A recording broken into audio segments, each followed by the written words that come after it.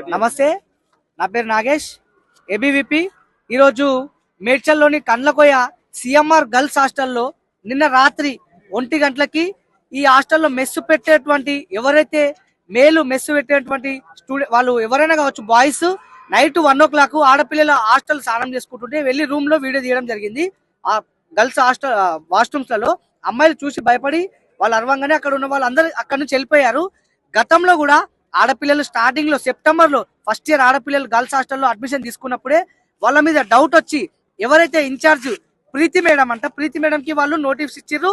Madam వాళ్ళని తీసేయండి madam, మాకు వాళ్ళ మీద డౌట్ ఉందని చెప్పిన తర్వాత కూడా ఇప్పటి వరకు వాళ్ళు వాటి గురించి స్పందించింది లేదు, వాళ్ళని తీయలేదు.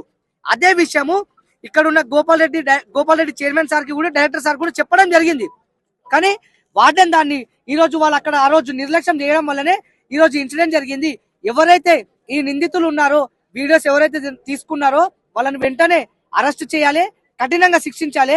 ఈ ఇన్సిడెంట్ అయ్యి రాత్రి 1 o'clock ఇన్సిడెంట్ అయినప్పటి నుంచి మార్నింగ్ 11 గంటలకి ఆడపిల్లలందరూ బయటకు వచ్చి తినకుండా ఆఫ్టర్నూన్ 11 గంటల నుంచి కంటిన్యూస్ ధర్నా చేస్తున్నారు. కానీ ఇప్పటి వరకు గోపాల్ రెడ్డి చైర్మన్ గాని, డైరెక్టర్ గాని, ప్రిన్సిపల్స్ గాని ఇప్పటి వరకు ఒక్కరు కూడా వచ్చి ఎందుకు స్పందిస్తలేదు, ఎందుకు పట్టించుకుంటలేదు? ఇదే విద్యార్థుల కోసము, విద్యార్థులు ఫీజు కట్టేది ఉంటే వాళ్ళు ఇమ్మీడియట్ గా వచ్చి పిల్లల్ని ఇంటికి పంపిస్తారు, వాళ్ళ దగ్గర ఫీజులు కలెక్ట్ చేస్తారు. ఒక ఆడపిల్లకి వాష్రూమ్లలో వీడియో తీస్తే పట్టించుకోరా? ఎందుకు ఇంతగానో నిర్లక్ష్యం చేస్తున్నారు? గోపాల్ రెడ్డి చైర్మన్, దాని తర్వాత మల్లారెడ్డి వీళ్ళిద్దరిని రాష్ట్ర ప్రభుత్వం ఈ కాలేజీల పైన వెంటనే చర్యలు తీసుకొని వాళ్ళిద్దరిని అరెస్ట్ చేయాలని చెప్పి ఏబీపీ డిమాండ్ చేస్తుంది. ఎవరైతే నిందితులు ఉన్నారో వాళ్ళని కూడా కఠినంగా శిక్షించాలని ఏబీపీ డిమాండ్ చేస్తుంది. ఇప్పుడు ఇక్కడ ఏబీపీ తీవ్రంగా ధర్నా చేస్తుంది. గోపాల్ రెడ్డి చైర్మన్, మల్లారెడ్డి ఇద్దరు కూడా వెంటనే వచ్చి దీనికి సమాధానం చెప్పాలి.